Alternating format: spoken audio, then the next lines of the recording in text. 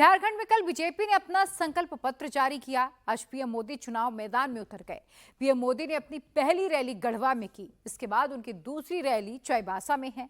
अमित शाह ने कल बीजेपी का संकल्प पत्र जारी करते वक्त पार्टी का चुनावी एजेंडा साफ कर दिया। शाह ने साफ साफ शब्दों में कहा था कि बीजेपी की सरकार बनी तो बांग्लादेशी घुसपैठियों को चुन चुन कर बाहर करेंगे और झारखंड में यूसीसी लागू करेंगे। आज पीएम मोदी ने जब रैली की तो घुसपैठ का मुद्दा उठाया, हेमंत सरकार को कटघरे में खड़ा किया। मोदी ने भ्रष्टाचार को लेकर भी हेमंत सोरेन सरकार पर अटैक किया। सरकार में शामिल जेएमएम, कांग्रेस और आरजेडी को परिवारवादी बताया, लेकिन सबसे तीखा अटैक घुसपैठ को लेकर किया। पीएम मोदी ने कहा कि झारखंड सरकार में शामिल तीनों दल घुसपैठिया समर्थक है, वोट बैंक के लिए घुसपैठियों को झारखंड में बसा रहे हैं। मोदी ने कहा कि घुसपैठिए आपकी रोटी, बेटी और माटी को हड़प रहे हैं। सुनिए प्रधानमंत्री ने क्या क्या कहा।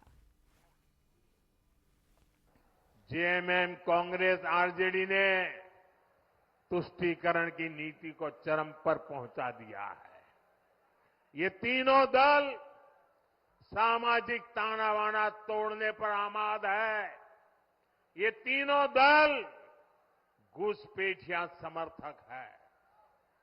बांग्लादेशी घुसपैठियों के वोट पाने के लिए ये इन घुसपैठियों को पूरे झारखंड में बता रहे हैं। जब स्कूलों में सरस्वती वंदना तक पर रोक लगने लगे तो पता चलता है कि खतरा कितना बड़ा है। जब तीज त्योहारों में पत्थरबाजी होने लगे, माता दुर्गा को भी रोक दिया जाए, जब कर्फ्यू लगने लगे तो पता चलता है कि स्थिति कितनी खतरनाक है। जब बेटियों के साथ शादी के नाम पर छल कपट होने लगे तो पता चलता है कि पानी सिर के ऊपर से गुजरने लगा है। जब घुसपैठ का मामला कोर्ट में जाए और प्रशासन इससे इनकार करे तो पता चलता है कि सरकारी तंत्र में ही घुसपैठ हो चुकी है।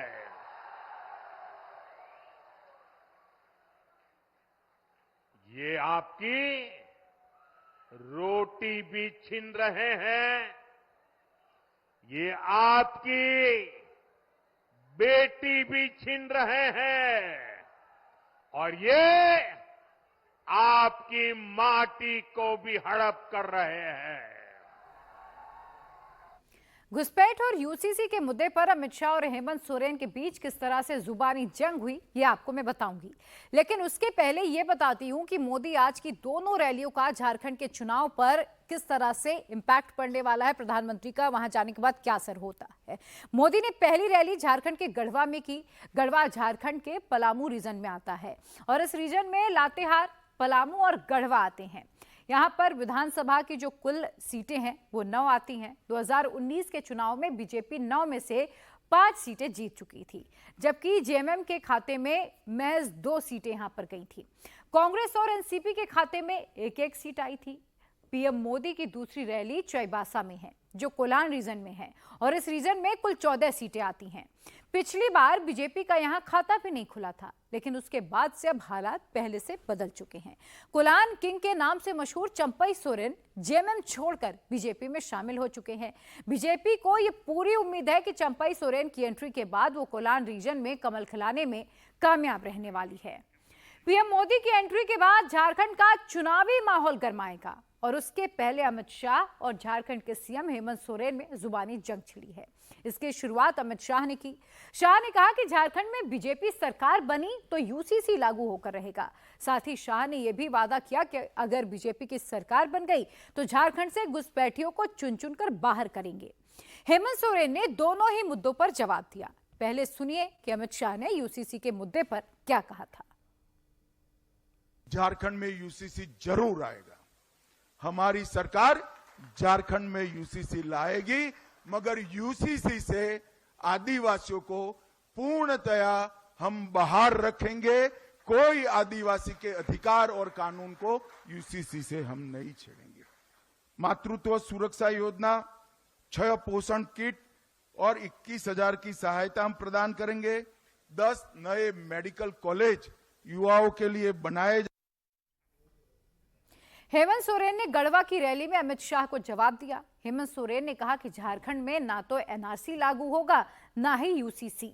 राज्य में केवल सीएनटी और एसपीटी एक्ट भी लागू रहेगा। सीएनटी मतलब छोटा नागपुर टीनेंसी एक्ट और एसपीटी मतलब संथाल परगना टीनेंसी एक्ट।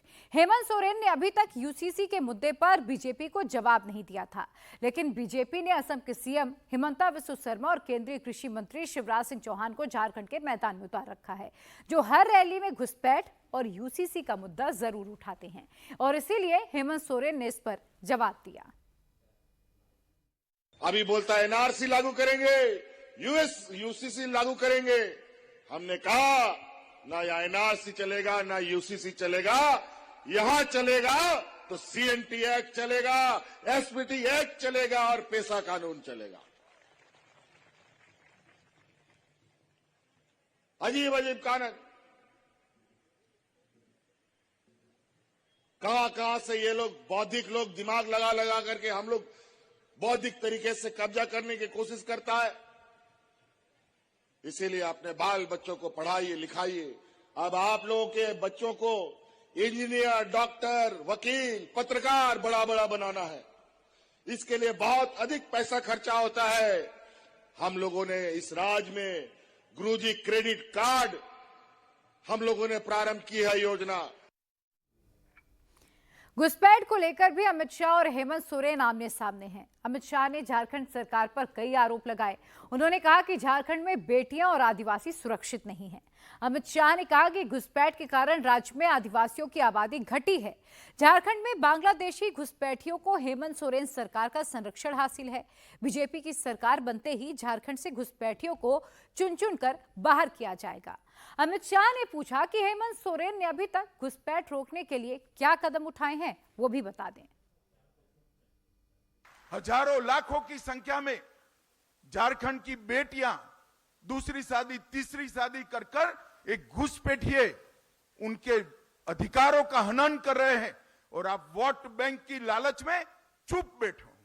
उनके पास से भेंट लेकर उनकी संपत्ति हड़प करने का एक षड्यंत्र एक घुसपैठिए चला रहे हैं। हाई कोर्ट इसका संज्ञान लेती है, एक ऑर्डर करती है कि घुसपैठिए को चिन्हित करिए, इनको डिलीट करिए, डिटेक्ट करिए और डिपोर्ट करिए। झारखंड सरकार ना बोलती है। हेमंत सोरेन आप बचा नहीं पाओगे। झारखंड में भारतीय जनता पार्टी की सरकार बन रही है। एक एक घुसपैठियों को चुन चुन कर निकालने का काम भारतीय जनता पार्टी करने वाली। और जो घुसपैठिया जमीन हड़प कर कर बैठे हैं, उनको भी मैं कहना चाहता हूं, चैन की नींद सोना बंद कर दो। भाजपा सरकार आएगी, ये भेंट से दान से जमीन हड़पाने का कानून हम लाएंगे, इसको प्रतिबंधित करेंगे और उसको रिट्रोस्पेक्टिव इफेक्ट से लाकर जिन महिलाओं का भूमि गया है उनको फिर से वो महिलाओं के नाम पर लाने का काम भी करेंगे। अमित शाह ने घुसपैठ का मुद्दा उठाया तो हेमंत सोरेन ने मोदी सरकार और बांग्लादेश सरकार के रिश्तों पर सवाल उठा दिए। हेमंत सोरेन ने पूछा कि जब शेख हसीना को बगावत के बाद देश छोड़ना पड़ा तो उन्हें भारत में उतरने की किसने इजाजत दी? आखिर शेख हसीना को भारत में शरण क्यों दी गई? अमित शाह ने पूछा था कि हेमंत सोरेन सरकार ने घुसपैठ रोकने के लिए अभी तक क्या कदम उठाए। हेमंत सोरेन ने इसका भी जवाब दिया। उन्होंने पूछा कि राज्य में घुसपैठ रोकना किसकी जिम्मेदारी है। जानना चाहता हूं कि बांग्लादेश के साथ अंदर कोई आप लोग का कोई समझौता है क्या? और आज बांग्लादेश के पूर्व प्रधानमंत्री को आपने यहाँ हेलीकॉप्टर उतारने कैसे दिया और किस आधार पर यहाँ पर आपने उसको शरण दे रखा है, हमको ये बता दीजिए। और ये बांग्लादेश को, झारखंड में आप लोग बिजली पैदा करते हैं और बांग्लादेश को सप्लाई करते हैं, और बांग्लादेशी की बात करते हैं। बांग्लादेशी सीमा का सुरक्षा का जिम्मा किसके हाथ में?